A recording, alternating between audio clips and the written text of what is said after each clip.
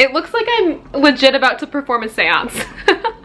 I'm scared. Ooh, happy Halloween. Welcome back to my channel. Today is a very special and spooky video because my upload date this year falls on Halloween. Usually I don't really highlight holidays, I just upload my content, and if it happens to be a holiday, so be it. If you haven't noticed, I've really tried hard to embrace the seasons this year, as well as listening to my followers. So a few weeks ago, when I realized that I would have to upload on Halloween, I went to my Instagram and asked you guys what type of content you'd want to see, if anything, on Halloween. The number one video that you requested, well, the number one that you requested was carving pumpkins with my boyfriend. I really wanted to make that video, but Tyler doesn't really like being on camera. So another big video that I got a ton of requests to film was my own personal paranormal experiences. At first, I wasn't going to film this video because I feel like that's a topic that gets a lot of skeptic criticism. As much as I love watching those videos of people sharing their ghost stories, and I definitely have my fair share of ghost stories to share, it was something that I was afraid people wouldn't believe if I put on the internet, and I didn't want to get that backlash. But I posted that on my Instagram and I got a ton of requests encouraging me to share my stories. So shout out to Bailey and Katie for encouraging me to upload this. I'm going to link both of their channels down below. Today is going to get spooky. I'm already terrified. I shut all the blinds in my apartment. It's daylight, which is the only time I knew I could film this video, but I'm terrified already just by the setup. I tried my best to make it look spooky in here. I have my salt lamp, candles, all of my crystals, the fire going. I'm wearing black. I've got my crystal on, spooky dark nails. Whew, and I'm ready to finally tell you guys some of the weirdest crap that has happened to me. The haunting experiences really go back further than my own lifetime, to my mother's childhood and even my grandmother's. So I'm going to be talking a little bit about that as well. Before we get started though, please give this video a thumbs up because I'm going out of my comfort zone for this. Comment down below what you're going to either be for Halloween this year or any personal stories that had happened to you as well. I love hearing those type of stories. And subscribe to this channel. We really are one big family with lots of love to go around. It's never too late to join. All you have to do is hit subscribe. Also, don't forget to click the bell because this notifies you every time I upload a new video, and I always shout out the first comment on my social media, so be sure to be following me on that as well. Like I said, this whole video is coming from when I asked you guys what you wanted to see on my Instagram story, so if you want to get more involved, definitely follow me on Instagram. I wrote down in chronological order from all that I can remember notes on experiences that happened to me on my laptop, so I will be referencing that. And since some of these experiences happened to my family members, I talked to them as well, and I'll include some clips of those conversations. I had heard the stories before, but I wanted to be refreshed on all the details, so I had my mom call me before I filmed this video. I wish we could do this together, on air. I know, right? Like a podcast. We could have so much fun doing the Shane Dawson style. Yes, I cannot believe the stories that had happened to my mom growing up. Oh, and one more disclaimer before we get started. I know that this is one of those hot topics where you either believe in this kind of stuff, you're all for it, which is kind of what I am. I think it's pretty selfish to think that we're the only thing that exists in this world because it's just so much bigger than we can imagine. But I know my boyfriend, for example, doesn't really believe in paranormal and ghosts and stuff. I think if you don't believe in it, it's only because nothing has happened to you yet. If something has happened to you, there's no way that you can't believe. Things that happened to me, that's why I know that I believe. Things that happened to my parents, that's why I know they believe, and my family and my grandparents. And maybe it just kind of happens to follow generations. I think a lot of it has to do with the house that we were in. I partially wanted to upload this on Halloween because it was fitting, but I didn't want to upload it on Halloween so that it could be part of the scare or mocked at, because this topic goes beyond Halloween. I just know it was fitting for this. So yeah, this is for all the believers out there. And if you don't believe, I'm convinced someday you will, either in this life or another. Okay, I'm opening up the document right now. I have a lot of creepy shit that has happened to me too, so I'm going to tell them in chronological order, but then also save the scariest one that has happened to me kind of towards the end. So I hope you watch the entire thing, and I hope by the end that if you were skeptical before, that you believe me, because I swear on my life that I believe everything that has happened because I've experienced it, I felt it. Let's start with my grandmother. So, growing up, my grandmother kept the house that my mom and her sister were raised in. It was pretty old. My mom grew up in that house, and I would constantly visit my grandmother's house as well. The house itself felt eerie. It always felt creepy, like there was something there. You just got a weird vibe, and the basement specifically always had this creepy vibe. I remember always being afraid of the basement. It was old. I've heard so many stories of what had happened, and since I can remember, I've heard about the story of the clown. My earliest memory, of course, is the clown. My mom still tells the story, and she remembers it very vividly. The first night she got her big girl bed, which is a big moment as a little kid. Clearly, like growing up, if you have a good memory, you remember moments like this in your life. It was her first night in this big girl bed. First day I got my big girl bed, I had gotten rid of my crib. I was like 2, maybe 3. So in order so I wouldn't fall, they put the chair next to the bed. Her parents, my grandparents, didn't want her to fall out of the bed, so they put a little chair at the end of the bed to kind of catch her if she did fall. My mother remembers waking up. Sometime in the middle of the night, I can see this face as clear as a bell. And in that chair, vividly seeing a figure sitting there watching her sleep with a big smile on its face. And not only was this figure watching her sleep, but it was completely dressed up in a clown costume. That clown face staring down at me. The year was 1976, and there was a full clown watching my mother sleep. She let out a blood-curdling scream, and as she did this, the clown vanished right before her. Her parents, my grandparents, rushed into the room. They could not console her. To this day, my mother still recalls the clown. And he was so happy. He was so like, it was such a loving face. I mean, if he wasn't a clown and I saw him, I think he was my guardian angel. He had so much love in him, but I was terrified because it was a clown staring down at me. Oh. But you could tell he loved children. He loved looking at me. I don't think he expected me to wake up. Oh my god. You know? And I woke up and I saw him and I screamed bloody murder, and he was just looking down at me though with this smile on his face, full of clown makeup. Oh. But he had like the most loving face. And then my parents could not calm me down. They believe that I saw that because of the way I responded. It's seared in my memory. I was like probably 2 and I will not get that face out of my head. Like, I'll never forget it. Did he just vanish, or were you just crying? Yeah. Ooh. He vanished. He was gone. That's I terrifying. wish he would have stayed so my parents could. And the creepiest part about the story is that years later we learned from a neighbor that before my mom and my grandmother moved into that house, one of the previous owners used to be a circus performer, and he actually died in that back bedroom. According to the neighbor across the street, he died in the bedroom. Oh my god. And I don't know if this is true, but somebody was saying he crashed the window, but I was just a kid, so I can't remember. Not only that my mother saw this thing watching her sleep, but also that it was a clown, and then the own history behind the house to back up the clown. Like, I firmly believe that it was most likely the previous owner that had died in the house watching her sleep. He seemed to be really innocent and happy and probably just proud of her for being in that bed. It seemed like he really liked the kids, obviously, because he was a performer and dressed up as a clown for a living. A big reason why we remember the neighbor saying the rumor that he crashed through the window and shattered all the glass. Somebody was saying he crashed the window, but I was just a kid, so I can't remember. And that's how he died, is because growing up, my mother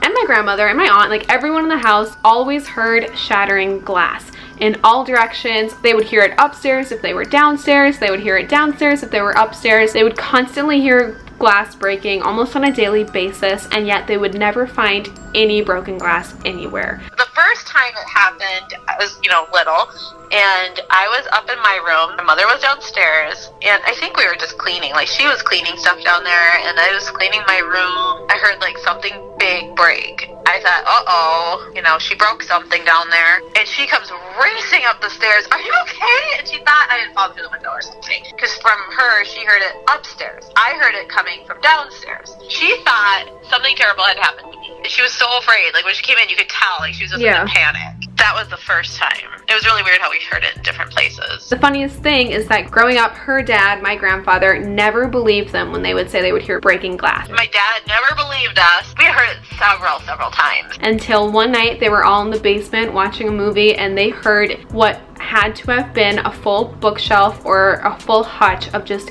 shattering china after glass after glass. She says that the sound did not stop for a long time. It would have made a huge mess. They had no idea what it was, but the entire family heard it in the basement. The one time we were all downstairs watching a movie and we heard tons of breaking glass, and it was just never ending. It went on for a while, and my dad was like, holy shit, what was that? Yeah. He searched posters. He was convinced, no, there has to be an explanation to this, because he was a skeptic and he didn't believe any of it. So he was bound and determined. He was going to find it. He searched everywhere, then he got the ladder out, and he got up into the attic.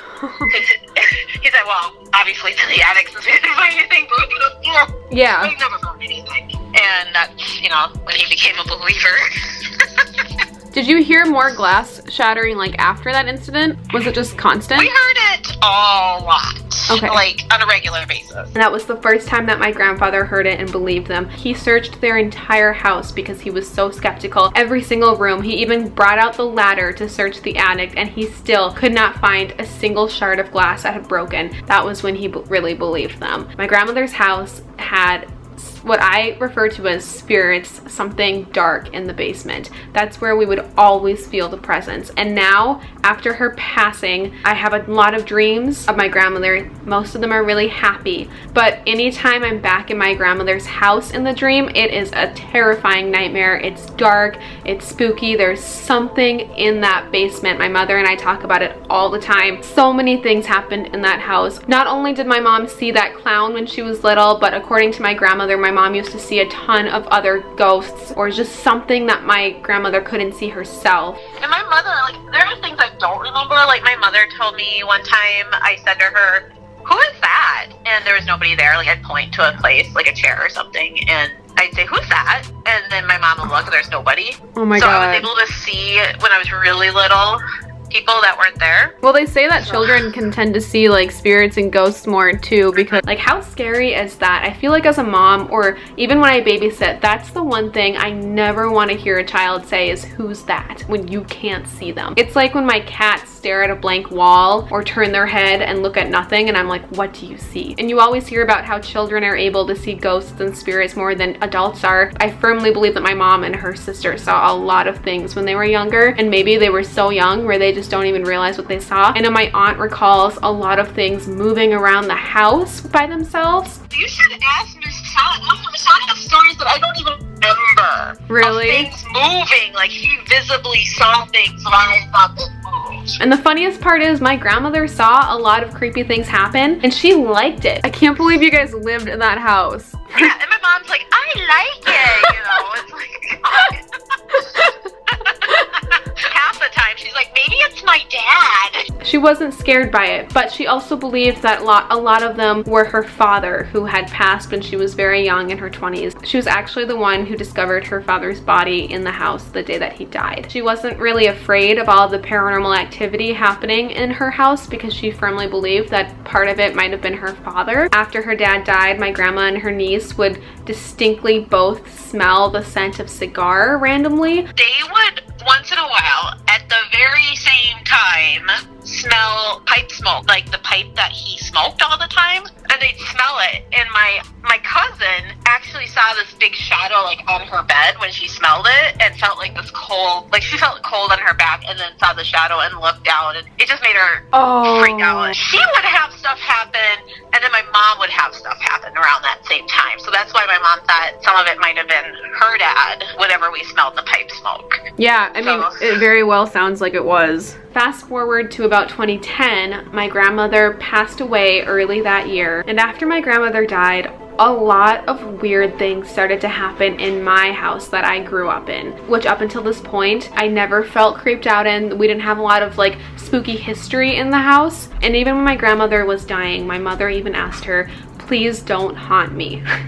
Which I find hilarious. That's how often things would happen to my family, that my mother just knew that when my grandmother passed, there was a big chance that stuff would happen, and she was right. The first thing that we can remember happening after my grandmother passed is the story of the lost earring. This happened back in my grandmother's house, the house where my mom saw the clown and all the ghosts growing up and the shattered glass. We sold my grandmother's house after she passed away, and the funny thing is, it didn't stay sold for long. Very recently, I saw that it was back on the market, and I wish I could ask the families that had lived there what had happened, because I firmly believe the house is still haunted and that scary things continue to happen in it, and it makes me wonder why exactly they moved.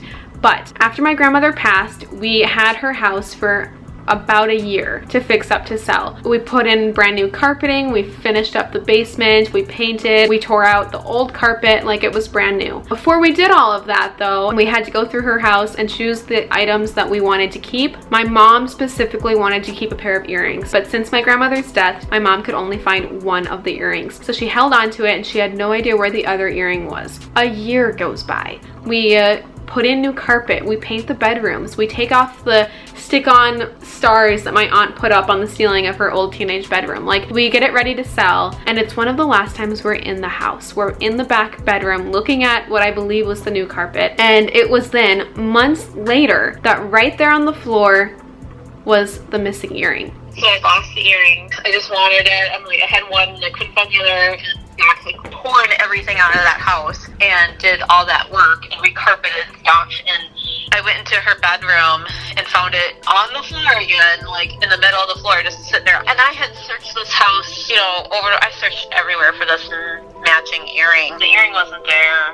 I searched everywhere. After it was remodeled, after new carpeting went in, it shows up in the middle of this carpet on the ground. And all the furniture and everything was out of the house at that point. How it survived all of the carpet and floor changes and painters and painting, like tearing off the wallpaper, how many people had been in and out of that house to fix it up, how it landed right there blows all of our minds. We had no idea. The fact that my mom came out of that back bedroom holding that earring, we were shook. My mom and everyone in my family firmly believes that that was grandma somehow giving her that earring. Who knows where that earring physically was all those months, but it just showed up out of nowhere, and my mom thinks it was grandma. The second eerie thing that happened after my grandmother passed that we also believe was grandma was actually on Halloween of 2010. It was the first Halloween without my grandma, and Halloween was a really big holiday. My grandma would come over and hang out with my mom. My dad would take me and my siblings trick-or-treating. It was full of traditions that we had done year after year. It was the first Halloween without my grandma, and my mom was having a hard time. It was Halloween night. It was like the first Halloween after my mother died, and it was, the tradition that she would come over, and she would be with me while you guys went out trick-or-treating. Now, this time, I was going to be alone, and it was really sad. I was kind of dreading it because it's so depressing, I had the photos from the funeral behind that bookcase, folded up in a trifold way back there. I came home, I came into the living room, the family room, and it was like smack in the middle of the floor. The picture of Miss Shawn and I with our pumpkins was a Halloween picture. Just smack in the middle of the floor. It was from her funeral thing. Anyway, I was like, okay, oh dang it, which one of you guys pulled that off and put it out there, just throwing stuff around, Yeah. And I totally 100% thought it was you or Logan, but you guys were so confused. You had no idea. I'm like, who put that picture out? You guys were like, what picture? I'm like, who put the picture on the floor, the Halloween picture? And you guys have no clue. You were so confused that I was convinced that nobody actually touched it, and I asked everybody. No one touched it, so I'm convinced that it was her. I think she was just trying to say, I'm here with you. It's like, I'm not... It was comforting. You weren't afraid. No, I wasn't. You really have to be in the house, too, to realize where this poster that we had for my grandmother's funeral with photos of her were. It was like a tri-poster that we folded up and slid behind the back of a bookcase. How a photo that was glued onto that, folded, got out of it, behind the bookcase, through the entryway, into the other room and on the ground. There's no logical way that that had happened. And like my mom said, she asked everyone, she didn't believe it, but everyone was so confused as to what she meant. I still remember this because she showed me the photo and how creepy it was. Not only that, but it was a photo from Halloween. I remember feeling at peace too, like my mom said, how we weren't scared by it. We all believed that it was grandma kind of showing us that she would be with us that day. How creepy is that? That again, like the earring, it just kind of showed up out of nowhere and we believed that it was grandma kind of showing us. Now the final thing that happened after my grandmother passed is, in my opinion, the scariest, and that is the time where and I don't even want to say what it is, I just want to tell the story, but like I mentioned earlier, when my mom was growing up, she would constantly hear breaking glass in their house. We never heard it in my house growing up, but right after my grandmother passed, me and the nurse were in the living room. We heard something break in Gianna's room, and we were like, oh my god, what was that? Crap, yeah. And so we went in there, and it was just nothing. I couldn't find anything. And it was just like so soon after my mother dying that I just was like convinced it was her. I just told her she better not haunt me. Like, you are not allowed to haunt me. Was maybe trying to tell me something. I don't know. And I'm not the only one who's heard crashing glass. Like, that's a thing. It's like so they're trying to get our attention. Right. Yeah, that's so scary. The fact that both of you heard it too. Just someone that is completely like neutral to the situation. I know, and the nurse was just like, she's like, I know I heard something break. Yeah. And it was in Tiana's room. I mean, there was no doubt about it.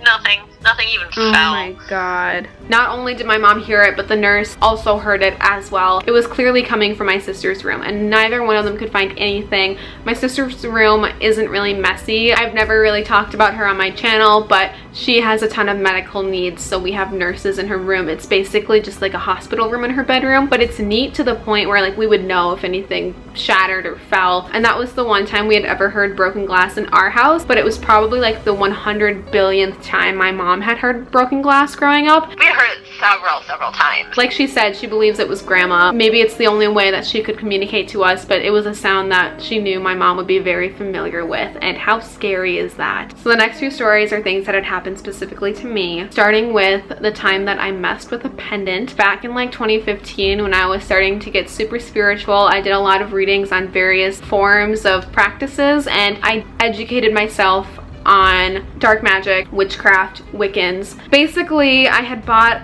a couple of pendants. I still have them. One of them is actually in this triangle here, and I have not taken it out since. I just kind of keep it in there because I'm convinced that it's possessed. But pendants are a great way to tell the future. You can ask them yes or no questions, and if the pendant sways in a circle, it means yes. If it goes back and forth, it means no. A big rule with pendants though is that you only ask them those type yes or no questions about you. I broke that when I tried to ask the pendant questions about its own spirit, because in my head I believed that it was a spirit contacting me through the pendant to tell me these answers. To be careful, because sometimes you can think that you're talking to a spirit when really it's a demon. The way that you're supposed to like warm up a pendant is to ask it questions that you know are yes and no questions, like is it a Monday or am I a girl, and stuff like that, just to get it like on the right track. And then once you have it warmed up and ready, you ask deeper questions. And side note, things that I have asked had happened and had come true. So I do believe that if you channel dark magic or things like that, that it can happen. Or maybe you just have to be open. Like, I'm super spiritual. I like to believe that my third eye is pretty open, and I meditate and just, as you can tell, practice a lot of things. So maybe it just channels me a lot easier. And I am an Aquarius, and they say Aquariuses tend to have intuitive psychic abilities as well. My moon is an Aquarius. My sun is a Gemini. Anyway, I was pushing the limits with this pendant. I felt like I was really talking to a young spirit, and I just wanted to hear more. So I started to ask questions like, were you once a human? Are you an angel? How did you die? Like, were you killed? It was pretty calm at first, but the deeper that I got, where it was like, did we ever meet when you were alive? Like, who killed you? It started swaying no, back and forth, and it got so big. Like, the pendant, it's small, it's like this size, and you dangle it from your fingers. But the pendant, once I started asking those questions, was swooping back and forth, just saying no, no, no, no, no, and I could not stop it. I eventually just had to drop it. Sorry, Mom, I never told you this. And I know that you're gonna be mad now because I did this in your basement, but I never messed with that pendant again. Like I said, it's in this little pyramid, and that's where it stays. I have some other pendants that I use to cleanse chakras and use for better or good, wholesome magic, but I never really messed with the dark magic like that again. I firmly believe that I was channeling something dark that day, and it is a form of like Ouija board activity, if that helps you understand. Yeah, don't fuck with pendants. I have two stories left, one that happened to me and one that happened to my brother. And the one that happened to me is the scariest of all. And it wasn't that long ago. In fact, it was only about 2 years in my teenage bedroom in the basement of my parents' house. We've all seen this room many times. In fact, just for shits and gigs, I'll link my room tour of it above as well as down below so that you can really place yourself in the room where the pendant thing happened, where some dark things really happened. I truly believe this is like the pinnacle paranormal story that I have that you can get, and it is my salt lamp. Not that one, because I couldn't keep the salt lamp that this happened to. I actually had to get rid of it. So this one is clean and cleansed. Something that I struggled with a lot in like 2015, 2016, the last few years that I lived at home, was sleep paralysis, not being able to sleep, insomnia. I never really had issues like that. When I was on antidepressants for a hot minute in high school, I did have insomnia, but it wasn't like in my head, if that makes sense. Like, I knew it was the medicine. When I lived at home in college and commuted, I had the worst sleep anxiety. I could not sleep. I was constantly afraid that someone was breaking through my window, was breaking in the house, that there was someone dark outside. We live in a fairly safe area. We've never had any crime incidents. I had no reason to be this scared. I was perfectly safe. We had a dog. Like, I would have been fine, but I could never sleep. My sleep schedule was very, very backwards. In fact, most nights I would wait until 4:30 in the morning when I heard my dad get up and go to the gym, when I knew it was safe to fall asleep. Part of me wonders if I had so much anxiety at night because there was stuff going on, you know, like spiritually and paranormal. One night I remember waking up and I kept my eyes closed, but I knew that I was awake and I could not sleep. I was asleep, but I woke up for no reason, and I was just kind of like trying to go back to sleep with my eyes closed. And suddenly,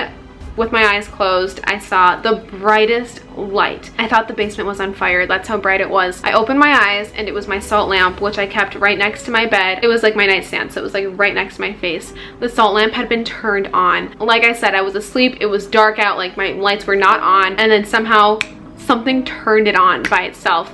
It freaked me the F out. I was frozen. I couldn't get up. Eventually I had to get up to turn off the salt lamp, and this in my opinion is the scariest thing because my salt lamp doesn't have a switch. It's a censored lamp. The only way to turn it on is if you touch it. It's like a finger tap thing. It's one of those lights. So there was really no logical way that the light could have turned on by itself unless someone tapped it. I'm gonna actually make a video about this next, but I at times have been super psychic. A lot of my thoughts had ended up happening. A lot of my dreams had ended up coming true. This was one of those intuitive moments where I really felt its energy, and I felt like it was a young child-like spirit or ghost, because young spirits or children that have died and may be ghosts tend to mess around with electricity, electronics, and stuff like that the most, simply because they're curious and they're playing. And a lot of ghosts like might not even know what modern day technology is, and that's why you get a lot of spooky activity with that. So I felt in my head at this time, as scared as I was because my salt lamp had just turned on in my face, I really felt like it was just an inexperienced young spirit, perhaps like a young boy ghost that was playing and didn't really know what he was doing. But I didn't sleep at all the rest of that night. I was up and I had class the next day, and I remember telling my friend Nicole in that class like what had happened, and she actually I think told me to make a video about it. So here you go. Years later. But yeah, that was like the scariest thing that had happened to me because it was just such a cliche classic like lights turning on and off by itself example. Another example, now that I'm thinking about things that would happen in my sleep that I was afraid of, and this is why I wouldn't sleep too, is that my printer used to turn on by itself in the middle of the night and print blank sheets of paper. And I remember the first time this happened, I got up and I was so afraid to flip over the paper because in my head, like, what if it had a message on it? I would be petrified. But no, my printer just liked to print blank sheets of paper in the night. So now I sleep with my printer unplugged. I don't take any chances. You know, thinking about it, that should have scared me more than it actually did, but I was more so just annoyed by it. But yeah, my printer would turn on and off in the middle of the night and print. My salt lamp turned on by itself, and it was like it knew I was awake. Oh, that's just one thing that I still remember because I saw it. Like, I can't make that up. Luckily, I was moving into this apartment about a month after that happened to me, so I knew I didn't have many nights left sleeping in that old bedroom, and I'm pretty sure I slept over at my boyfriend at the time's house like every single night that week because I was too afraid to be in my own bedroom. Unfortunately, although I moved out of that basement, which I truly believed had some like wicked shit going on, my younger brother moved into that bedroom, and the paranormal stuff did not stop there. This last story is also terrifying, and it happened to my younger brother shortly after he moved into my basement bedroom and shortly after I moved into this apartment. I have a few different perspectives on it, so I think I'll give a quick summary of it, and then I'll insert the clip of my mom talks about it because she was the one that consoled him, and then I have some text from Caleb specifically on when this happened to him. But basically, my brother was in the basement bathroom when he swears that he saw a dark face in the mirror looking at him. Oh my god. His face was the whitest I have ever seen it. The yell that he let out. Yeah.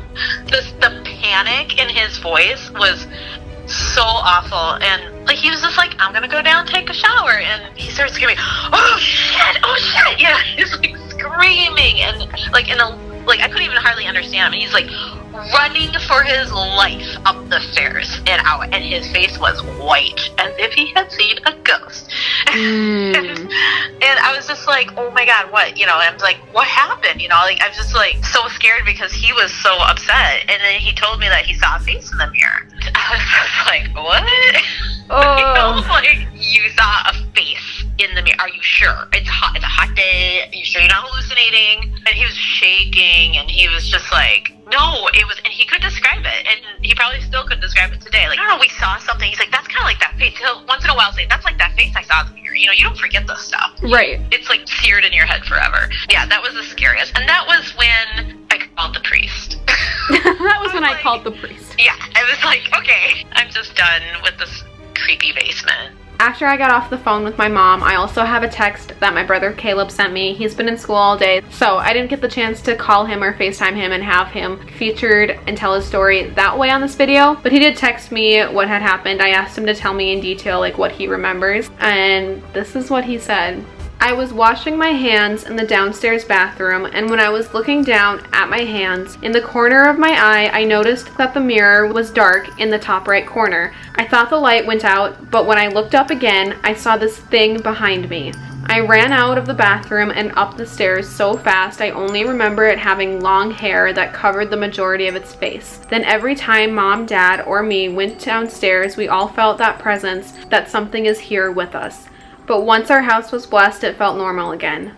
You should ask Mom if the priest that blessed the house felt anything. As my mom said, after this happened, it was kind of like the final straw because she had 3 kids, me, my younger brother, and then my younger brother, who's Caleb, had all lived in the basement bedrooms, and spooky stuff had happened to all of us. My mom also believes that me and my brother Logan, which I can back up because I kind of believe this is true too, may have invited some unwanted spirits and activity down there because of things that we did as teenagers in the basement. There was a lot of like eerie energy in the basement. The bad thing in the basement, you could feel it. It was not a good feeling. We were like 100% creeped out all the time. I just felt like always creeped out. Like, this does not feel good down here. No. You know, whatever it was, wasn't always there. We never had any problems in this house ever. Like what we first started noticing, I think you started noticing the lights. After Caleb saw that ghost or that face or that figure, whatever he saw in the bathroom mirror, after that happened, my mom was like, this is it. I'm calling it an exorcism. And we had an exorcism done on the basement. When the priest came and he had consulted someone who was an authority in exorcism. Many archdioceses have their own exorcist. Your everyday priest isn't really up to date on how to do exorcisms or isn't necessarily trained on them. He used Latin, and I don't know if he did like a rite of exorcism, but the salt he blessed, he did an exorcism on an exorcism prayer and blessed the salt, and an exorcism prayer for the holy water. He did, like, he was wearing full vestments and did all in Latin. The basement he did in Latin. I've had the house blessed before. It was completely different what he did in the basement. Then he gave us a St. Benedict's cross and the St. Benedict medal. Nothing, I mean, absolutely nothing has happened since, and I feel totally safe going down there, where before I didn't. It felt like, oh, there's something down here. Yeah. It's lurking in its lair. And now I don't have that feeling. It's just gone. Yeah. It feels better. And nothing has happened since.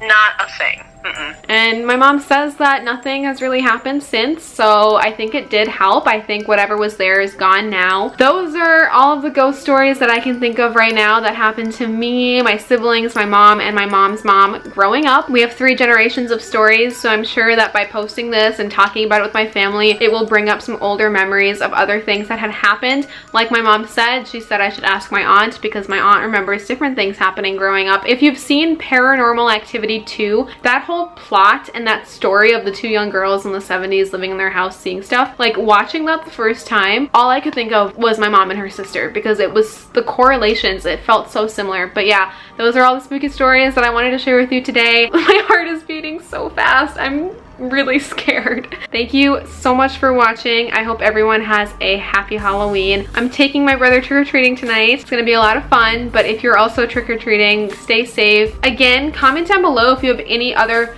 personal stories that you've experienced with paranormal activity, or if you'd like to see a part 2, because I can definitely talk to some family members and get that going. But I hope that you enjoyed. Happy Halloween, and I'll see you real soon with another video. Bye. Okay, wait, so you would do seances in the basement? Yeah. Okay, so we were really, my friend, she's like, one time I called her, and this is like probably 2nd or 3rd grade.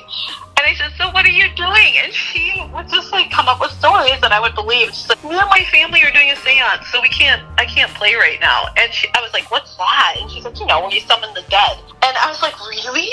Because I was super gullible. Ever since she said that to me, I'm like, let's do seances. Let's do this. And so we went on the scariest part of my basement, because back then I wasn't scared of anything, and which was the unfinished side of the basement, and set up like candles. And I'm like, show me how you do it. And she was like just making stuff up as she went, like, you know, calling the spirits to her and all this stuff. So oh yeah, my god. So we would do that on a regular basis. Well, no wonder the basement's haunted. Don't do seances in your basement. Yeah. You're not recording this, are you? Why?